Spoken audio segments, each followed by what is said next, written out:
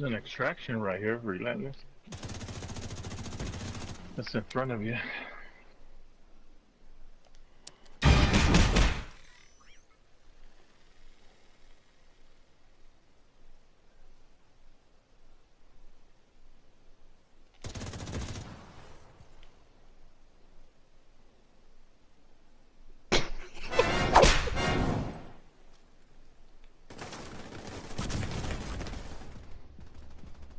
Oh shit, he still got me. That nigga was quick.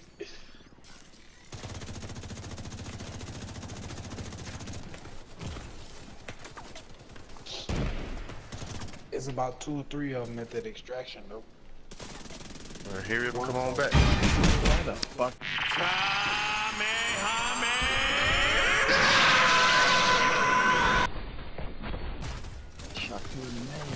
My dude's so stupid. He be getting called on.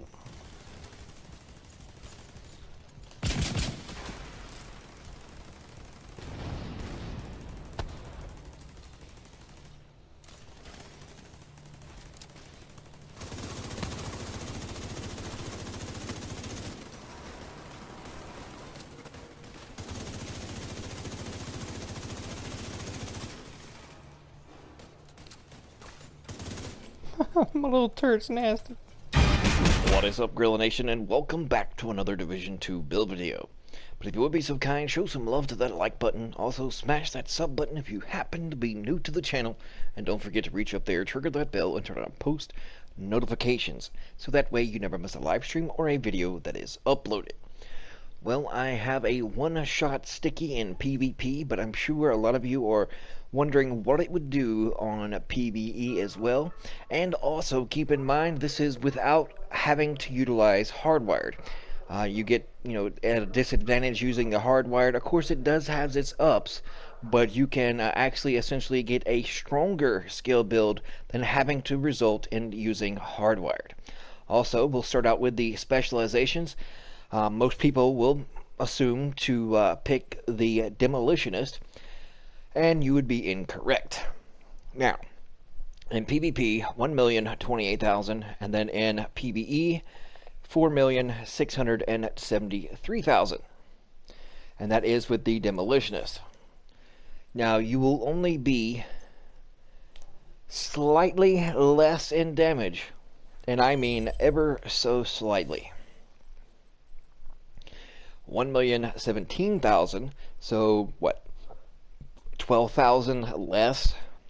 And then in PvE it's a little different, but let's be completely frank, a little 40 to 50,000 in PvE doesn't really matter much, and then the 12,000 in PvP doesn't matter much either. But if you go this route, most of the time you will not have to have 6 skill tiers. So this will free you up and try different things to be a little tankier or have a little more weapon damage. It all depends on your personal preference. And so while I got you on the video, then I will change this back and remove this skill tier. And once I pick the right one, and then I'm going to go with actual armor. And once I find a max armor roll with 170,000 value, then I will definitely put that on there. But this will allow you not to be as squishy, but still remain in tier 6 skill tier. As you can see, it made me a little more tanky, almost 800,000 armor, and whether it be in PvP or PvE, every little bit absolutely counts because you can get melted so fast. But I have included other gameplay other than PvP to utilize PvE. I'm utilizing the turret simply because to try to make do with the chest piece count that I have currently, but as the Seeker. The Seeker, as you can see here in PvP, 455, 872, and that is the cluster. And then, of course, in a PvE, it does 2.5 million, and that's without any kind of procs or stacks from any other talent. As far as the main sticky bomb, 3.6 million, almost 3.7 million in PvE, and then over 663,000 in PvP. but once again, that's without my procs. So let's go over in detail. The reason why you want to use the technician, because the technician will give you 10% skill damage, right? And also it'll give you one free skill tier. It does more damage to the robots. That's definitely a plus, but you can go to plus 10% skill damage here. Or if you want to slap on a heal and you're a healer, then a plus 10% skill healing. But since this is a damage sticky bomb seeker, everything that goes boom boom, or in certain people's case, pew pew, pew pew. But you do not need hardwired. And these are the rest as followed. But essentially, in the demolitionist, you get a 10% explosive damage. Here you get a 10% skill damage, and you get that one free skill tier that you do not have to actually worry about. So that frees up an actual place to where you can be more tankier in your spots. Now this is not fully min-maxed, but you definitely want spiked on whatever weapon that you so choose. Spiked is headshots grant 20% skill damage for 8 seconds. So that's 20% just for dinging them in the noggin. Yep, just smack them right between the eyes, and for the next 8 seconds, you have 20% more skill damage.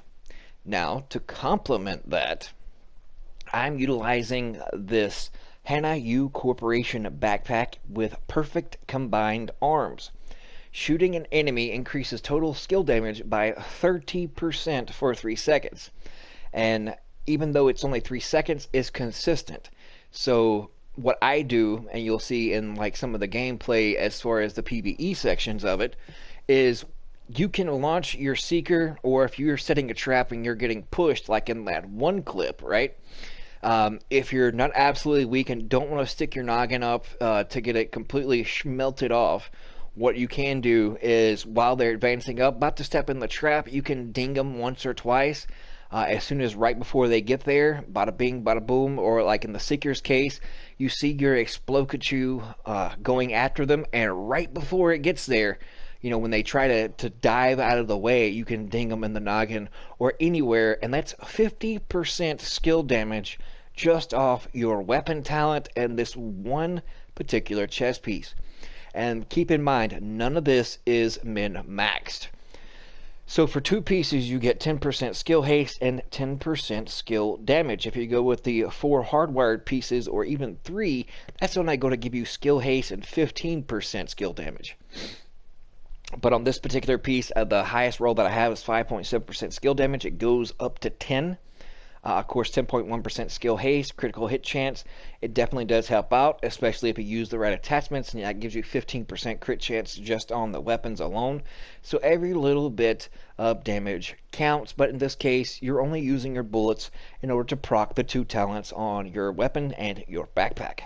Now the second piece here is the mask plus 1 skill tier. Then I have 8.1% skill damage, 11.5% skill haste, and of course 4% critical hit chance. Now the other 2 is the Grupo Sombra, which gives you 15% explosive damage for having 2 pieces. This particular piece plus 1 skill tier, I have 10.8% skill haste. Instead of the status effects here, I prefer more skill damage. I need better gloves in order to do so, but status effects has its place, because after you hit them, especially with the Seeker, that bleed, as you see in the gameplay, starts ticking away, and this status effect, this percentage, increases that effectiveness of that status effect. In this case, it is the bleed. As far as how hard it hits, its potency, so it definitely has its place. But if I truly wanted to make this as strong as possible, then get the maximum 10% skill damage rolls and put on every single piece. That is 60% skill damage just in your attributes, just from that alone. Now the second piece here is the one that I switched in and out.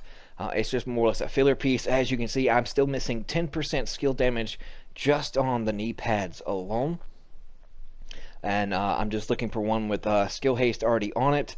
and like I said, a higher value of armor or whatever the core attributes are. But you know, it's like a diamond in the rough, needle in a haystack as far as getting skill haste and skill damage and the right values. But in this case, I'd take any values, whether it was just 3 or 4%, over nothing at all.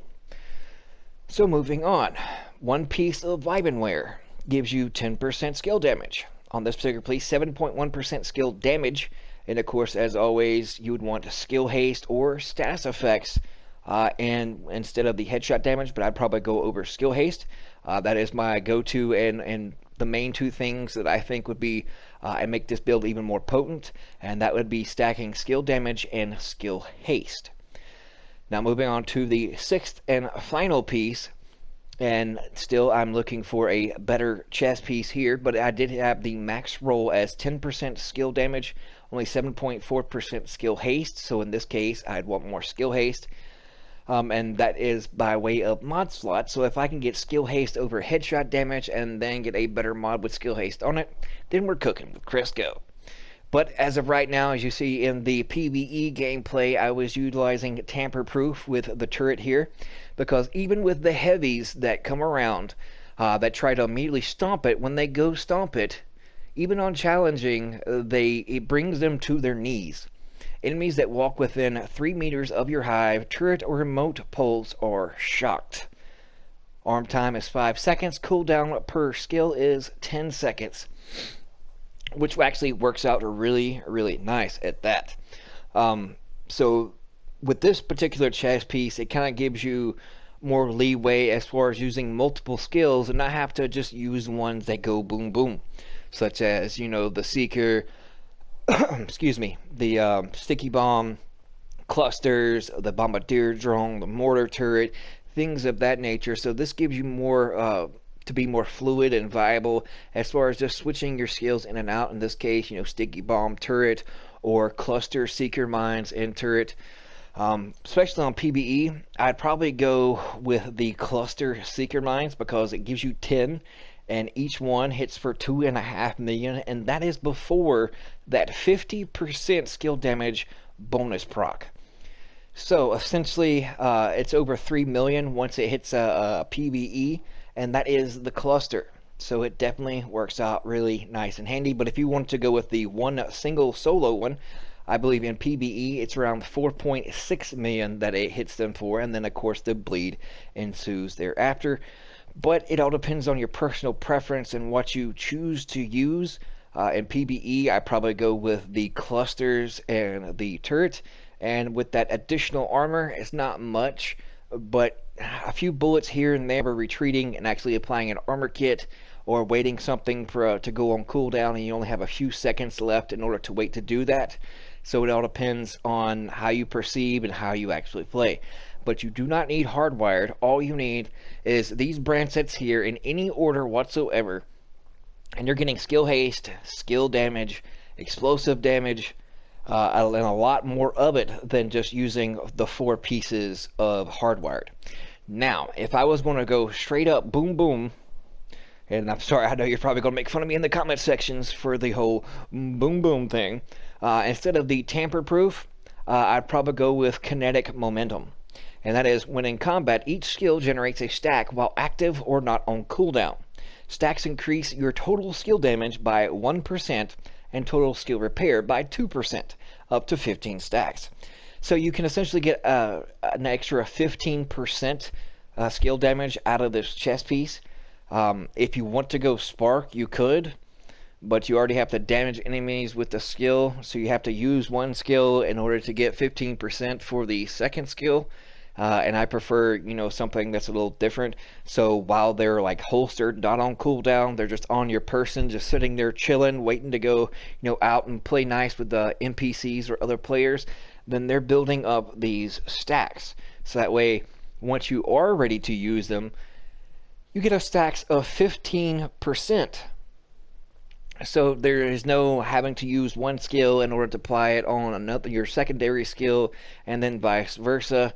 So I would say that this is better than going with Spark, but to each his own. This is just my interpretation, something a little different and off the avenue of having to run hardwired, because hardwired is more or less the easiest 4 pieces to throw together, and then just some random chest piece or backpack talent. But at least with this way, you don't have to sacrifice every single piece and put a skill tier on it. You can set it up this way to be a little more tankier, especially with a better armor roll. And keep in mind, I'm still missing out on 10% skill damage here, another 3 there, and let's see, another 2 there, so that's 15. And then let's say average it out to another 5, so that's 20. And then another 10 there. So I'm missing out on 28% skill damage just in the attribute slots on each piece. So essentially that's another 28% damage that can even strengthen your skills even further. But thank you guys so much for tuning in. Try it out. It's a lot of fun. Plus you have a lot more leeway and things to different avenues in which to go to have even stronger skills than having to just go the easy route with hardwired. And this gives you a little bit more options and things to choose from. It makes it a little bit more fluid. So definitely try this way out, and be sure to use the technician over the demolitionist. Now if you wanted to go the demolitionist all the same and just be kind of like a glass cannon, you're still going to be doing essentially the same amount of damage. It's just you're not going to be you can get sneezed on and die. So at least this way, if you put 1 blue on there, you can at least have a little bit more survivability. But anyways, if you have any questions, leave those in the comment section below. Appreciate you all tuning in. We'll see you fudging later.